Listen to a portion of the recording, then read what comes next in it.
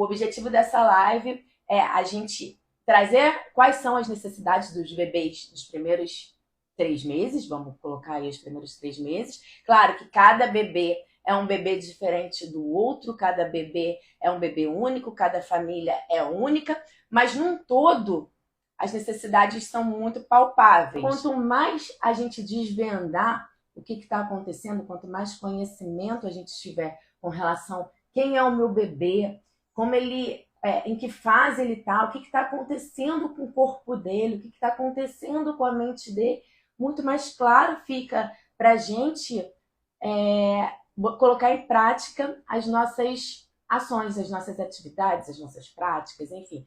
Então, assim, a primeira necessidade do bebê é a alimentação. Esse bebê dentro da barriga, ele se alimentava através do cordão umbilical, através da placenta. Esse bebê ali, ele estava pleno com relação aos nutrientes que passavam da mãe diretamente para ele. E ele nasce e ele precisa buscar seu próprio alimento. Eu preciso entender como eu vou oferecer esse suporte para ele, que é um suporte vital, que é o alimento para ele aqui fora. Então, eu vou precisar saber como funciona, como é o processo da amamentação, qual é a pega correta que eu devo fazer, qual é a posição correta que eu devo colocar o meu bebê. E lembrando que eu preciso oferecer esse leite para o meu bebê, eu preciso oferecer o alimento para o meu bebê, e em algumas situações a gente vai precisar sim oferecer o complemento, mas isso vai ser discutido. O que é o complemento, Bianca? É o uso de alguma fórmula, e aí a gente tem várias fórmulas no mercado. Muitas vezes a gente se frustra porque a gente quer oferecer apenas o leite materno, mas a gente precisa entender que o nosso bebê está ali no centro dos cuidados, então o que ele precisar, a gente vai necessitar, a gente vai ter que oferecer para ele, na realidade. Então, eu preciso saber que em alguns momentos talvez ele precise de utilizar uma fórmula, mas isso vai ser discutido junto com a presença de um profissional, até para a escolha da fórmula correta. Então, eu vou precisar saber quais são os sinais que esse bebê vai me passar para falar assim, Bianca, ok, a amamentação está ok, meu bebê está alimentado. Então, para isso, eu preciso saber de quanto em quanto tempo eu preciso oferecer o leite para ele. Por que, Bianca, quanto em quanto tempo? Se o leite é em livre demanda. Porque eu preciso saber livre demanda, mas até quanto tempo ele pode ficar sem amamentar? Mas assim, eu preciso entender quais são os sinais que o meu bebê me dão que ele vai falar assim, tô satisfeito. Com relação às trocas de fralda, se o leite está entrando, o leite tem que sair. E como é que eu monitoro essa quantidade de leite? Observando as trocas de fralda. Então, assim, tem vários detalhes que vão se encaixando e vão nos dando a propriedade que a gente está e a segurança que a gente está ofertando a quantidade adequada para o bebê de alimento. E aí, a gente tem aqui uma outra questão também. Não é à toa que o bebê, ele sai da maternidade e o pediatra pede para ele para voltar ali em torno de 7, 10 dias. O porquê disso? Porque nesse início a gente não tem ainda a descida do leite. A gente tem um colostro, que é um leite, como vocês já devem saber, ele é rico em nutrientes, ele é rico em anticorpos, mas ele não é rico em gordura. Então, assim, é uma quantidade bem pequena. Não à toa, o estômago do bebê também é bem pequeno. E o bebê, ele tende a perder peso nesses primeiros dias de vida. Então, assim, como é que eu vou saber se meu bebê está se alimentando, se ele está perdendo peso? Aí, isso tudo a gente vai ser monitorado para a gente ter segurança que o bebê está se alimentando bem. Então, assim, eu preciso saber, vamos voltar lá, a posição correta desse bebê, a pega correta, entender em que fase está o meu leite, se é no colostro, se já desceu o leite, quais são os sinais que o bebê me dá, que ele está satisfeito, não é mesmo? Regular o tempo para que eu não deixe esse bebê por mais de 3 horas sem mamar, não é mesmo? Monitorar o peso desse bebê com a visita ao pediatra, para verificar se de fato a perda de peso ou o ganho de peso dele está adequada para aquele momento em que ele se encontra. Então, todos esses elementos nos dão segurança se o meu bebê está se alimentando de forma adequada. Porque, como eu falei, o bebê, a Monique quase me bateu aqui por conta de uma abelha. O meu bebê, ele precisa, né, se alimentar. E quem vai oferecer esse alimento para ele sou eu. Então, a gente vai passar aqui para o próximo tópico, que é com relação a uma outra necessidade desse bebê, o sono. Esse bebê, ele precisa dormir. Muitas vezes a gente fala assim, o bebê ele só dorme na primeira semana de vida, ou ele só dorme nos primeiros 3 meses de vida. Sim, isso é necessário. Como eu falei lá no início da live, o bebê ele nasce imaturo, a gente vai falar um pouquinho mais à frente com a esterogestação para entender um pouco mais sobre essa complexidade dessa fase que o bebê se encontra, mas ele precisa dormir. Por quê? É durante o sono que acontece os principais processos de amadurecimento e desenvolvimento desse bebê. Então, esse bebê, ele nasce ainda imaturo em todos os sentidos. Como eu falei, o bebê, vocês veem que as falas se repetem muito. O bebê, ele nasce imaturo. E aí, o sono, ele tem um papel crucial. Para quê? Para desenvolver esse sistema, para regularizar a parte hormonal desse bebê. Muitos hormônios ainda não estão nem sendo produzidos ou não estão nem sendo ajustados da forma correta. E a gente tem hormônios do sono, hormônios que permitem que você tenha um sono mais tranquilo nesse momento. Enfim, diversas questões estão acontecendo e precisam acontecer enquanto esse bebê dorme. Então, não é por acaso que esse bebê vai dormir. E aí a nossa maior preocupação é como eu posso fazer para oferecer esse sono de uma forma mais segura possível, se é tudo muito novo. Tudo é novo. E a gente ainda escuta as questões aí fora de que, assim, o bebê ele tem que dormir no claro, ele tem que se acostumar com barulho. Sim, eu concordo, o bebê tem que se acostumar com barulho, ele tem que dormir no claro, mas existe uma fase ideal para isso. E não vai ser agora que ele acabou de sair do útero que ele vai precisar ter essas informações todas. Concordam comigo? Ele precisa ir se ajustando nesse sentido. E aí, quando eu falo em sono, eu preciso entender como é esse sono do bebê. Sono leve, sono profundo, quanto tempo dura cada um desses ciclos, não é mesmo? O que eu posso fazer para que eu dê mais segurança, para que ele fique mais tempo no sono profundo, que é o sono que eu quero que esses elementos se desenvolvam, se amadureçam e fortaleçam esse bebê para que ele chegue assim, nessa fase de uma forma mais tranquila, mais segura, não é mesmo?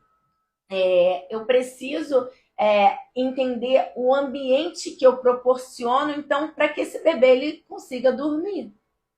Eu preciso olhar para a luminosidade, eu preciso olhar para a temperatura, eu preciso olhar agora também com relação aos sinais que esse bebê me dá quando ele está com sono, para que eu possa ajudá-lo a ficar no sono.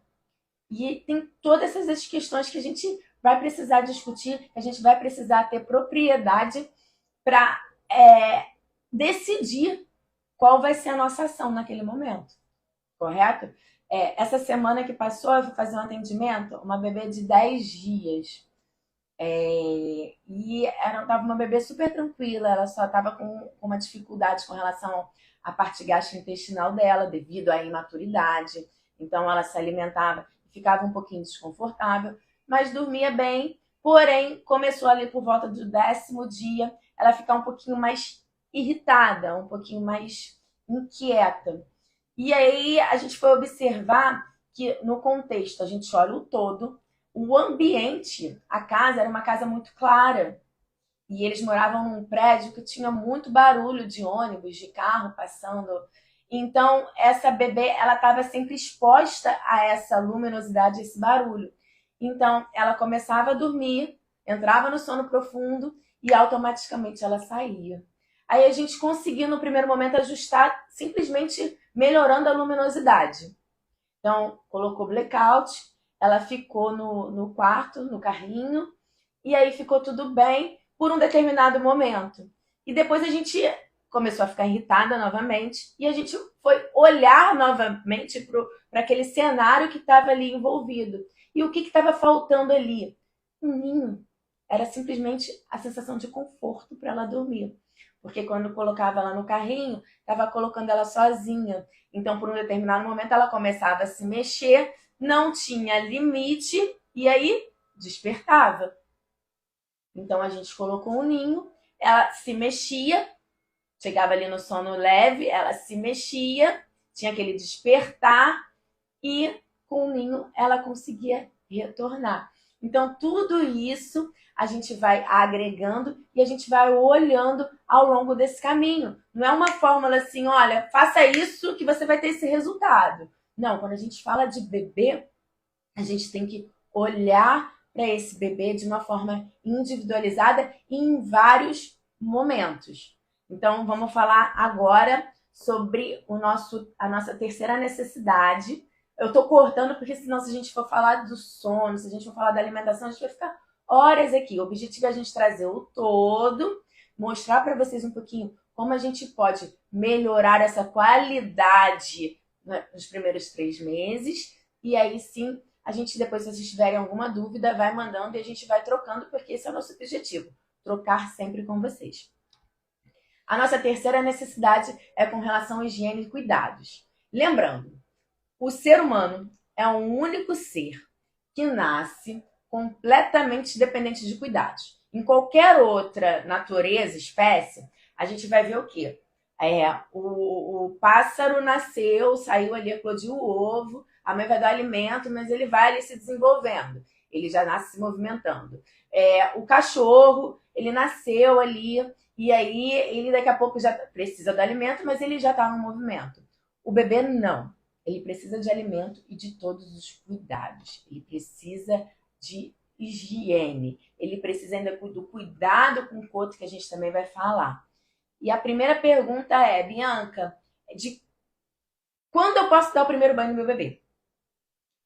Isso foi um assunto que foi levantado aí em pauta até por algumas outras pessoas, alguns outros profissionais, mas é um assunto já antigo. A gente tem preconizado pelo Ministério da Saúde, pela Sociedade Brasileira de Pediatria, que o bebê ele deve aguardar 24 horas de vida para seguir com seu primeiro banho.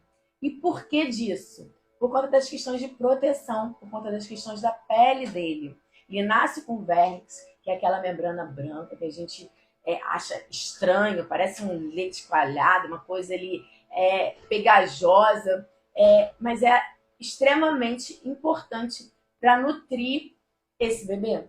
Então, teoricamente, precisamos aguardar o banho 24 horas de vida. Em algumas situações, a gente precisa dar esse banho antes, mas aí a gente tem as situações específicas e clínicas para a gente oferecer para esse bebê. Então, no geral, a gente espera 24 horas de vida para oferecer o banho. E depois de 24 horas de vida, de quanto em quanto tempo eu posso dar? Depende da região que você vive. Né? E a única coisa, você pode dar banho 1, 2, 3, 4.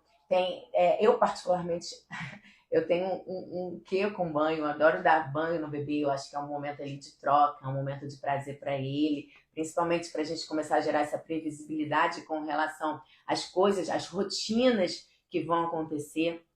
E aí a única atenção que a gente tem que dar, que a gente tem que ter com relação a oferecer esse banho, é que a gente só vai utilizar o sabão em um desses banhos. Por quê? Porque o sabão, por mais que ele seja neutro, por mais que ele seja específico para o bebê, é um produto químico. Então, como a gente falou ali, a pele do bebê, assim como todos os sistemas, ela ainda é prematura, ainda é imatura.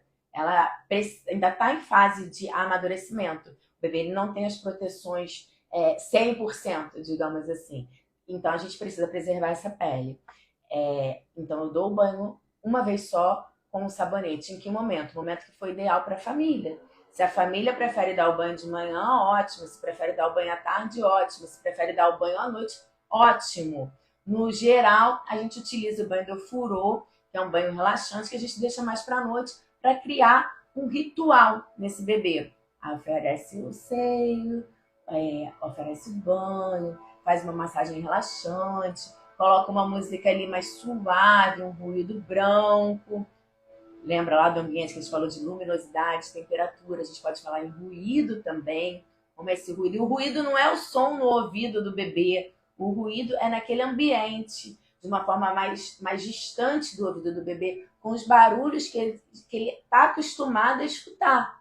Quanto mais eu dou coisas que o meu bebê tem conhecimento, que o meu bebê já viveu, mais seguro ele fica, automaticamente mais confortável ele fica também. Então, assim, eu preciso ter todo esse cuidado com relação ao banho. Uma outra dica que eu dou também, falando de banho, é que o ideal seja que ele seja dado num local claro. Por quê? Porque talvez seja esse o único momento que você vai ver o seu bebezinho pelado como um todo. Você vai dar o banho dentro do processo, do passo a passo do banho em si. Você precisa fazer esse banho de uma forma adequada para que você tenha mais segurança nos cuidados do seu bebê. Então, seja um momento que você vai ver o seu bebê de costas, peladinha ali, bumbum, genitália, pescoço, num todo. Então, o ideal seja que você dê esse banho num local com uma luminosidade adequada, livre de corrente de ar, com uma temperatura segura, enfim, com todo o material já separado. Imagina, eu sempre uso esse exemplo.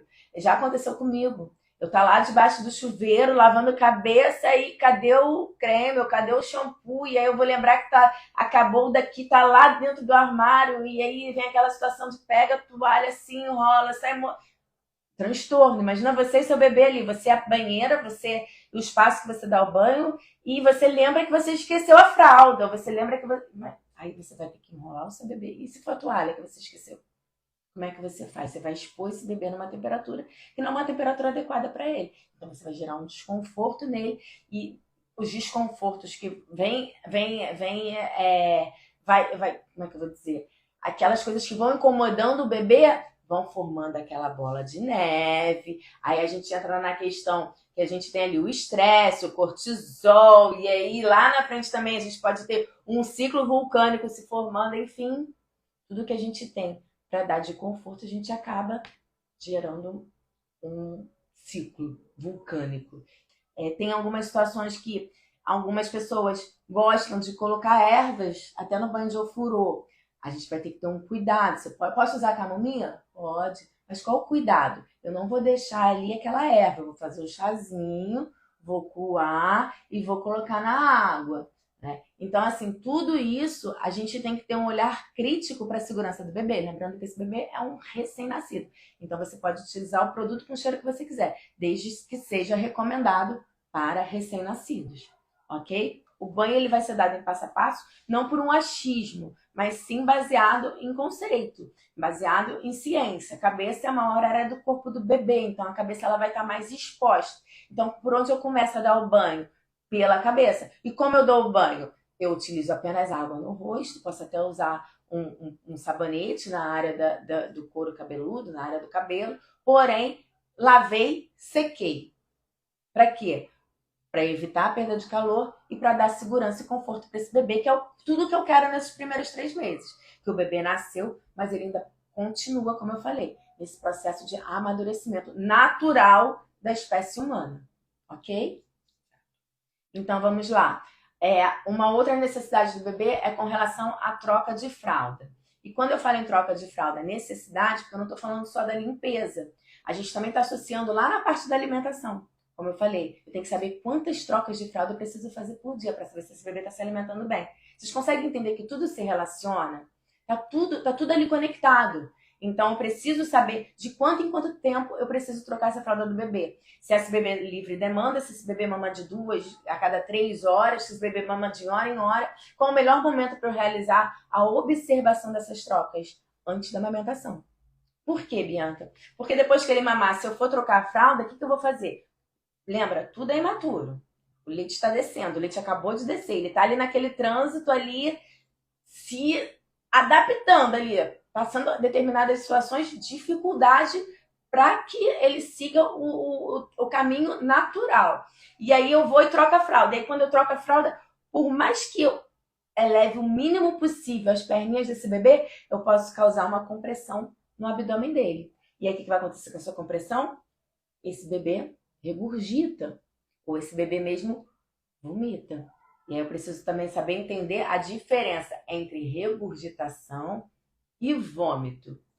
Pelo processo imaturo do bebê, ele tem facilidade em regurgitar. E o que é regurgitar? Por conta desse trânsito imaturo, ele acaba expelindo uma pequena quantidade de leite. Mas essa quantidade ela sai naturalmente, então ele faz e sai. Por quê? Por conta dessa imaturidade do trânsito gastrointestinal dele. E aí é diferente de vômito, porque o vômito, eu tenho aquele processo de força, ele tem uma compressão e o vômito sai em jato. Então, regurgitação, na maioria das vezes, é um processo natural dos bebês por conta desse trânsito ainda imaturo. Porém, se eu tenho um bebê que tem uma frequência maior de regurgitação, se ele está sempre regurgitando, eu percebo que o que ele praticamente está colocando para dentro, ele está colocando para fora. E se eu observo que as fraldas dele também tem uma quantidade mínima de xixi, esse bebê ele precisa ser acompanhado por um profissional, por um pediatra, para que seja acompanhado esse refluxo, porque aí ele deixa de ser natural para ser um refluxo que está causando prejuízos para esse bebê.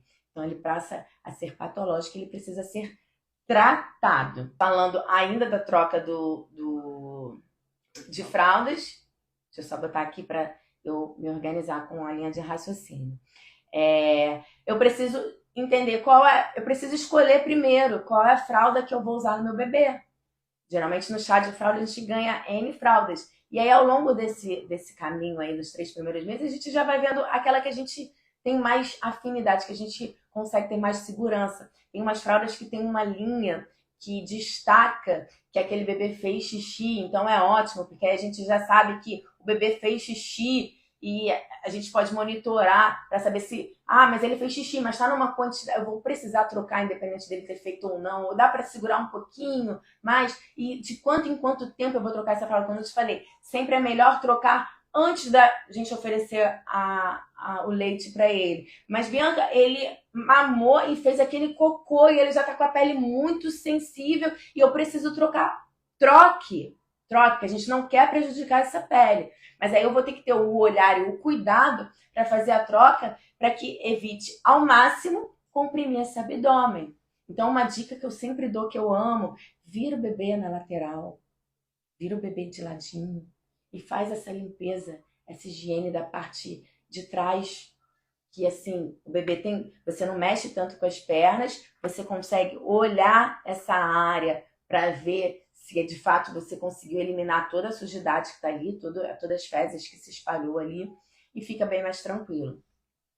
Troca de fralda à noite. Mas eu tenho que trocar de 6. Vocês precisam trocar de 6 a 8 fraldas por dia, partindo do princípio, se você troca a fralda a cada 3 horas. Então a gente precisa ter no mínimo de 6 a 8 fraldas com xixi ao longo do dia. Bianca, meu bebê faz muito xixi à noite. Como é que eu faço essa troca de fralda? Lembra que eu falei do ambiente? Uma temperatura boa, um ambiente seguro, com uma luminosidade correta. Eu posso ter esse ambiente no escuro e com uma luz ali indireta. Tem luz amarela que não chama tanta atenção, ali próximo ao local que eu vou fazer a troca. Então esse bebê sofre menos com essa exposição. Usar roupas mais tranquilas também na hora de trocar, que aí não expõe tanto. Lembrando que o bebê ele perde muito calor pela cabeça, como eu já falei, e vou falar também das extremidades. Então se eu uso uma luva, se eu uso uma meia ali, na hora que eu tiro o body e ele tá de meia também, esse pé não é tão exposto ao frio, então esse bebê fica mais tranquilo, fica mais seguro também.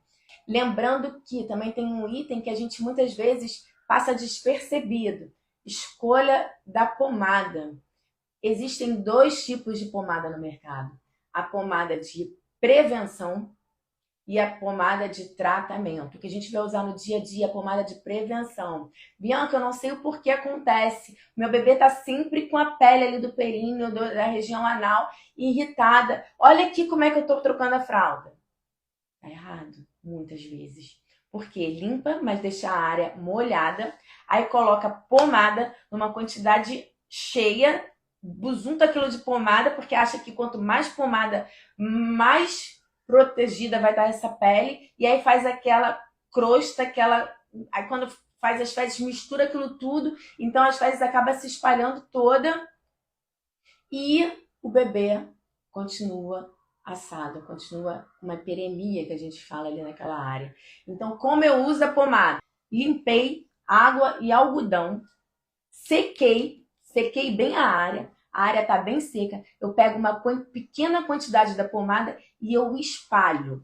A forma correta de passar a pomada é ir espalhando. As pomadas de prevenção, elas são tanto quanto oleosas, então você forma uma película protegendo aquela área. É uma película. E aí eu protejo toda a área, as dobras, principalmente as dobras, a região ali ao redor do ânus, a região ali do ladinho da vagina, do ladinho do pênis, ali da parte do saco escrotal do bebê. Então, eu passo pomada ali em toda aquela área, uma pequena quantidade, na área limpa e seca. E aí, se mesmo assim eu observo que a área está ficando irritada, que a área está ficando mais sensível, a gente fala com o pediatra e aí ele sim vai optar em utilizar ou trocar a pomada e utilizar uma pomada de tratamento, ok? Quais são os outros cuidados que a gente tem que ter? Um último cuidado que eu vou encerrar aqui, essa parte de necessidade do bebê, é com relação à pele. Como eu falei, esse bebê ele vai precisar ter essa pele preservada, principalmente nas 24 horas de vida. Depois também a pele do bebê, ela é um tanto quanto imaturo, o bebê ele perde muito calor por conta dessa imaturidade dele no processo de termorregulação que a gente fala. Então é muito mais fácil para o bebê ficar frio do que aquecer. Então, quanto mais a gente preservar esse bebê, quanto menos a gente expor esse bebê a ambientes frios, mais seguro ele vai ficar. E aí, lembrando, a gente pode utilizar, se a gente ainda na maternidade às vezes tem ar-condicionado forte, ou então quando a gente vai para casa e a gente utiliza o ar-condicionado, atenção com a área da cabeça e atenção com as extremidades. Uma pergunta que também é bem comum. Bianca, posso usar a luva no bebê? Pode usar. Como eu falei, o bebê ele tem essa perda de calor pelas extremidades. Contudo, as mãos é ali que está o tato do bebê. E o bebê já convive com essa manipulação das mãos dentro da barriga. O bebê ele toca o cordão umbilical, ele toca o rosto. Vocês veem na outra, o bebê sugando o dedo. Então ele precisa das mãos em contato com ele para trazer segurança para ele.